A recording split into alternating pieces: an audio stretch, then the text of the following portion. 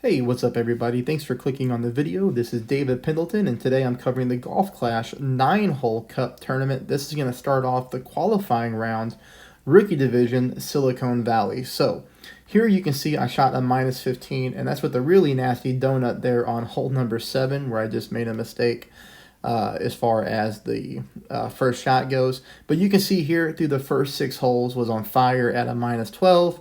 And then sort of fell off the cliff. Scores will be high. I think you're going to have to get at least a minimum at a minus 16 in order to compete for a banner in this tournament. So let's go ahead and just hop into hole number 1. Hole number 1 is going to be a par 4. Really, really good opportunity here to go ahead and pick up that eagle. And the reason it's a good opportunity is because it's a short shot on the second shot. Here you can see the drive. All we're going to do is play with the Marlin. That's going to be a common theme. We're going to go with 2 top, 1 bar, a side spin to the right. I'm going to back my target up just a tad to put the orange ring right there on the rough side on the right. And then I make my adjustment here.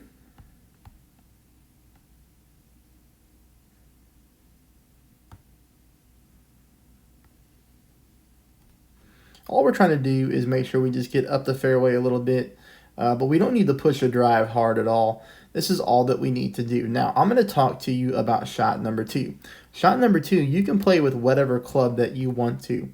I would suggest playing with the Kingfisher, okay? I think almost everybody's going to have the Kingfisher. You can play with the Thorn if you want. You know, the only thing that I don't like about the Thorn is you can get a really distorted ball guideline on this hole. So for me, the Kingfisher, it allows us to play it straight at the pin at an easier way, but obviously it's completely up to you on what short iron you want to use. Here I am going to apply my backspin. I'm going to play this one at dead medium distance of my club. You can see here I go with 3 back. I'm going to make sure that my final bounce is going right into the middle of the hole.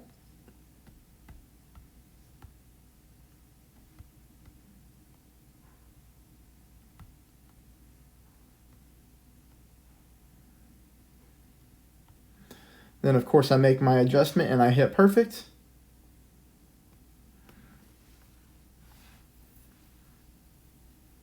And we're in there bouncing very nicely to start off an eagle on hole number 1. Now that'll take us here to hole number 2, which is going to be the first par 3. We're going to go ahead and play this one with a backbone and again a Marlin. It's really all that we need. We're going to go 5.5 bars of backspin. And then I want you to take notice of the green square that I am playing on. That's what we're going to be looking at when it comes to this hole. I make sure I zoom in and give you a couple different angles to take a look at this on. So here, if you want to take a look at that dark green square, you can see I'm almost aiming in the middle of it. That's where the first bounce on the green is. If you look at my final bounce, where the end of my ball guideline is, you can see it's in the light green square. It's almost in the top right-hand corner, but not quite, okay? This is really the positioning that you're looking for when it comes to this hole. From here, I'm going to pull 20% elevation.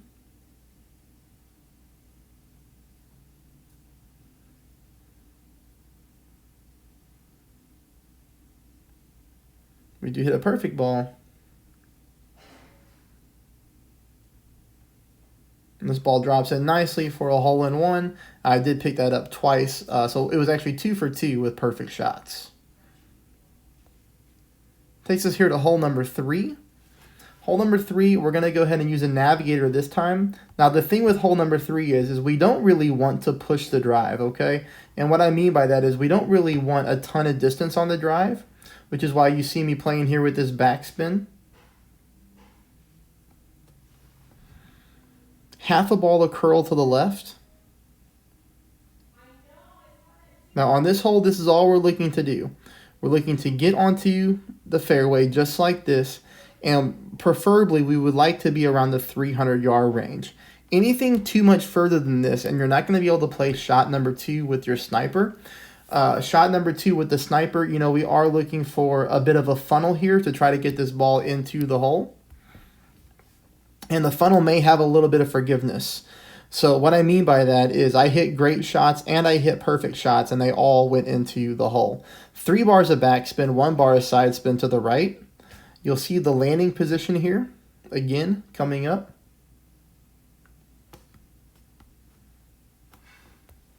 So let's take a look at this landing position. This is after the spins are set. You can see how I'm aiming at the hole, leaving the ball guideline just a little bit short. And like I said, great shot, perfect shot. You know, it was catching the nice little funnel and getting into the cup.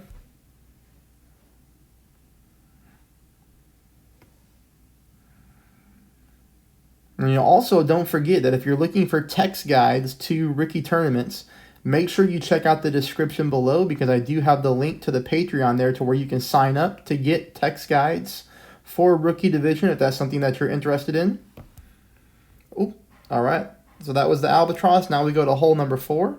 Hole number 4 is a difficult par 3. All right. It's just a very, very hard hole to pick up a hole-in-one on. I'll give you my best chance here, which is going to be apply your spins first, about 1.5 back, 0.2 to the right. I do use the Goliath just for the power. And I put my yellow ring right here on the top of the rough, which you're going to see. Now, I zoom in again to give you a reference point of where I'm aiming on this hole.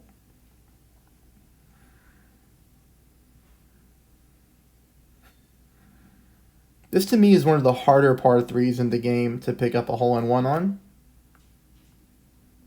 But you'll see here that after our spins are applied and we do pick that landing spot, we do have really good speed to pin as we come right in at pin.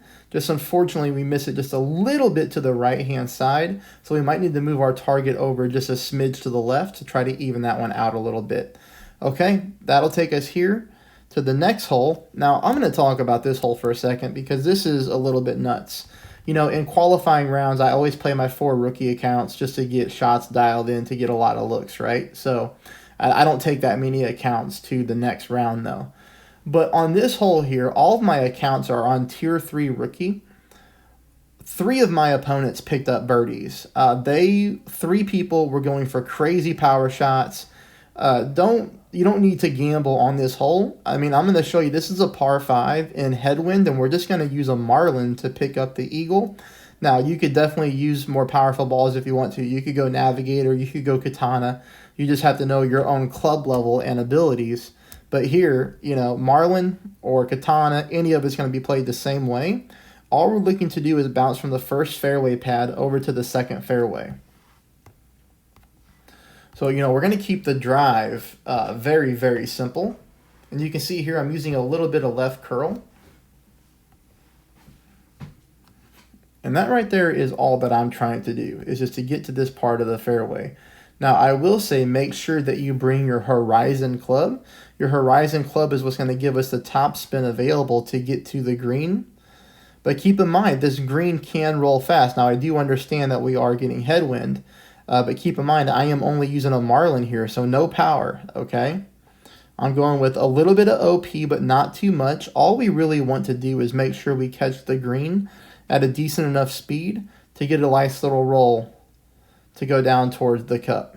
You see here, there's a little slope on this green. All we have to do is catch that, and we're good to go. This is going to obviously leave us for a very easy putt in to pick up the eagle. So don't overcomplicate this par 5. Just play at it straight up like that, and you'll be fine. This will take us to a difficult headwind situation on this par 4. I struggled with it. A lot of opponents struggled with it. Here, I finally do stick a ball onto the green, though. You're going to see the spin adjustments here, and you're going to notice that my second bounce is right over here on this fringe with my ball guideline, you know, almost pointing to the sand. The only difficulty that I really have here is just the headwind and trying to find the right landing position, okay? And also the right amount of curl.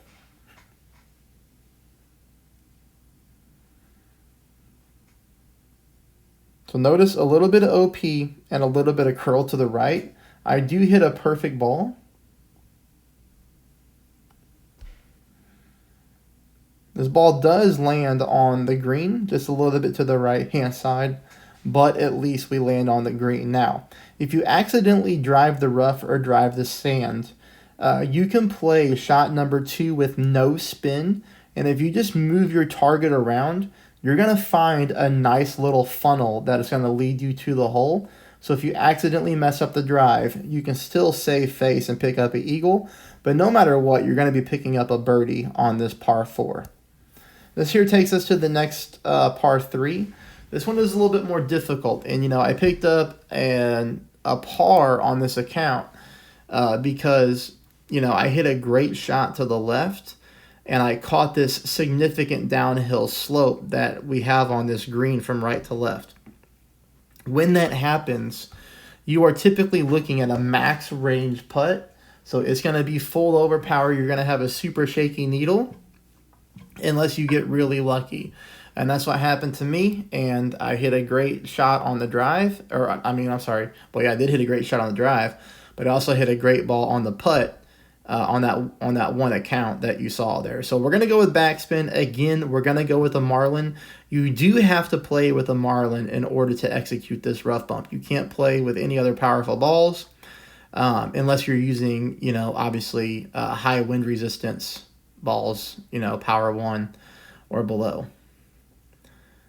But that would be money ball, and I probably wouldn't really advise that on the 9-hole cup in rookie division, but it's completely up to you. Here we go. Perfect shot. Catch a little bit too much of the rough, and you can see here, you know, we come in a little bit short and a little bit left of the hole. So that hole's going to need a little bit of tweaking if you want to look at trying to pick that one up. But I think, you know, if you're picking up the other shots, you're going to be in good shape heading into this hole. We're going to play this one 10% at max with the katana. I like to play shot number 2 with the Goliath. So you're going to see me go katana, Goliath on shot number 2. Here we're going with a little bit of backspin, about 2.5 back, and then we're going to have 1.5 side spin to the right.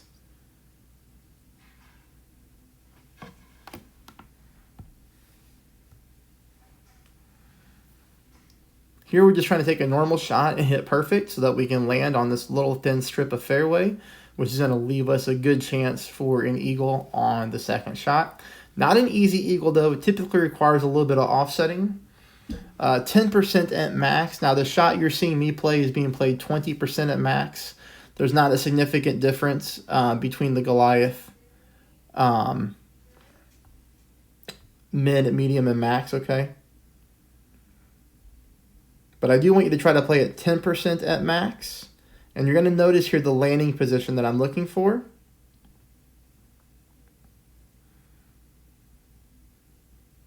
I'm basically trying to aim in the bottom left-hand corner of the same square that the cup is located in.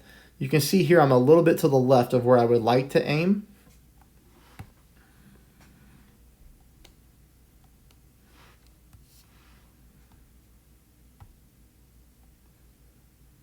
This by no means is an easy eagle, but the eagle is definitely there.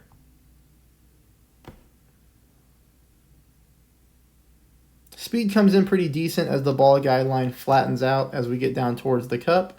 But again, I just overpulled the shot. I would play it 10% instead of 20.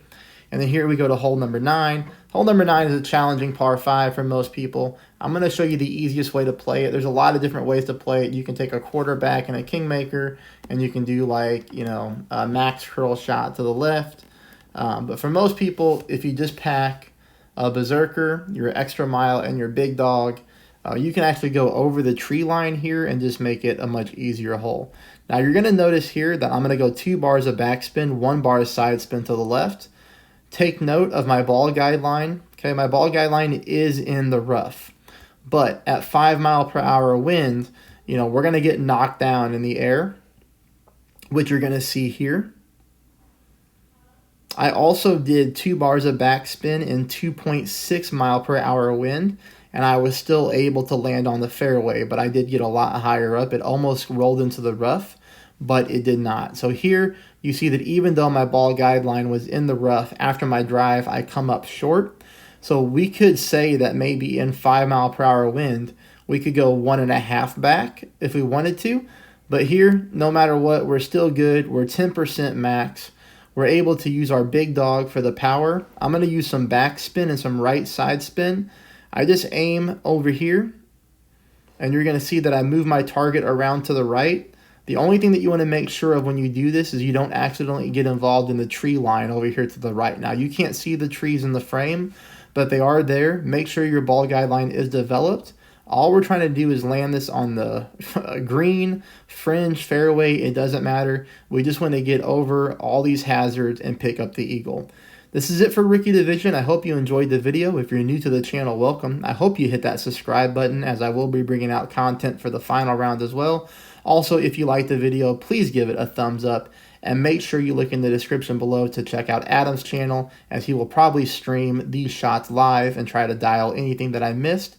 And also remember, the rookie text guides are on the Patreon. All that is in the description below. Thanks, everybody.